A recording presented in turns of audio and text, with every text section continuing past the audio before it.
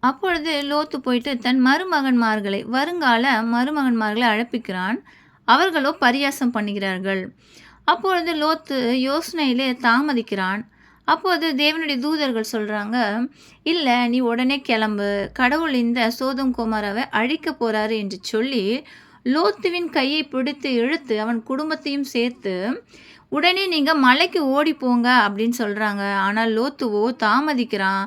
அவன் சொல்றான், "என்னால மலைக்கு ஓடிப் போக முடியாது. ரொம்ப கஷ்டமா இருக்கும்" அப்படின்னு. அவன் கீழ்ப்படியாமையினாலே அந்த வார்த்தை தன்னுடைய சுய சிந்தனையினாலே வருகிறது. லோத்து ஒருவேளை கர்த்தர் என்னை மலைக்கு ஓடிப் போகச் சொன்னார் என்று ஆபிரகாமைப் போல மலைக்கு ஓடிப் போயிருந்தால், அன்று அவனும் அவன் குடும்பமும் ஆசீர்வதிக்கப்பட்டிருக்கும். மிக அதிகமாக ஆசீர்வதிக்கப்பட்டிருக்கும். ஆனால் அவனோ, "நான் பக்கத்தில் இருக்க ஊருக்கு செல்கிறேன்" என்று கேட்கிறான்.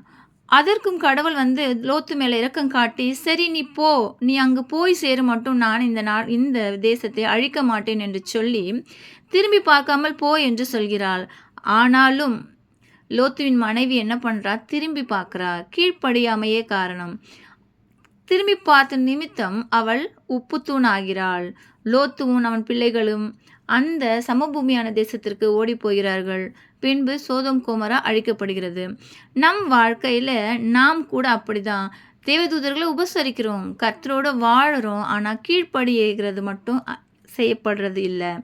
நம்ம கீழ்ப்படியாம என்ன பண்றோம்னா, கர்த்தர் ஒன்று சொல்ல நாம் ஒன்று செய்கிறோம். நாம் சுயமாய் சிந்திக்கிறோம். நாம் சுயமாய் சிந்திக்கிறது நிமித்தமே நாம் பாடுகளை சந்தித்துக் கொண்டிருக்கிறோம். கீழ்ப்படிவோம். கர்த்தரிடத்திலே வேண்டுதல் செய்வோம். கர்த்தர் நம்மை ஆசீர்வதிப்பாராக. ஆமென்.